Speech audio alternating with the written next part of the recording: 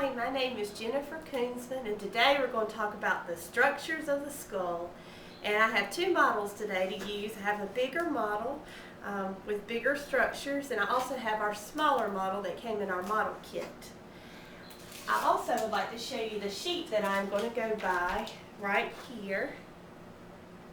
Okay, we're going to begin and we're going to look at the structures in the skull, starting with our big model here. Okay, as you can see, we have the frontal bone in the front. We have the coronal suture that separates the frontal bone from the two parietal bones. There's two of those on the right and left side. We also have the sagittal suture that goes down this way, and it separates the right from the left. On the lower sides, right here, we have the temporal bone on this side, and we also have a temporal bone on the other side. In the back, we have the occipital bone, and we have a suture called a lambdoid suture that surrounds the occipital bone. And next, we're going to look at the inside of the skull, and I'm going to use my smaller model to look at the inside of the skull right here. Okay, where the metal spoke comes through is called the foramen magnum. In the middle here, we have the sella turcica, and part of the ethmoid bone here, we have this little ridge is called the crista galli, and we have the cribriform plate for our inside of the skull. Okay, next we're going to look at our bigger model, and we're going to look at the lateral view.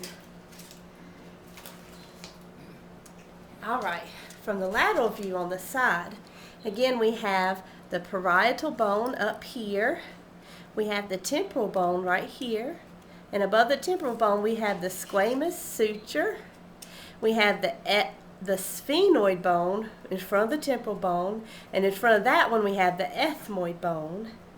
We have the zygomatic bone right here, which is commonly referred to as the cheekbone.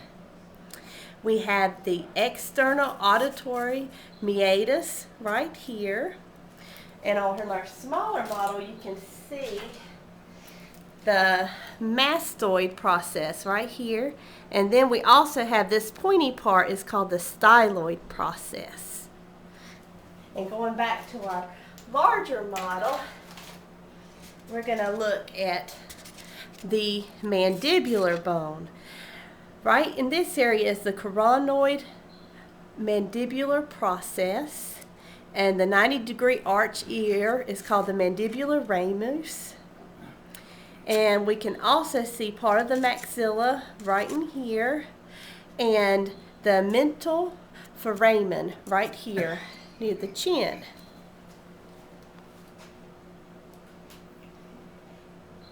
And again, we have the zygomatic bone. Next, we're going to look at the front view of our skull. We have the glabella right here, which is like the brow of the forehead. We have the supraorbital foramen and the infraorbital foramen right here. On the inside, we have the lacrimal bone, which is the tear duct area. It makes a well. And below the lacrimal is the nasolacrimal bone. This whole nose structure is the nasal bone. And inside we have the medial and inferior concha. And we also have the vomer right in here of the nasal bone. And we have the anterior nasal bone right in there. And again, we have the maxilla, and the mental process is the whole chin. And again, this is the mental foramen. And this concludes our structures of the skull with our two models. Thank you for listening, and goodbye.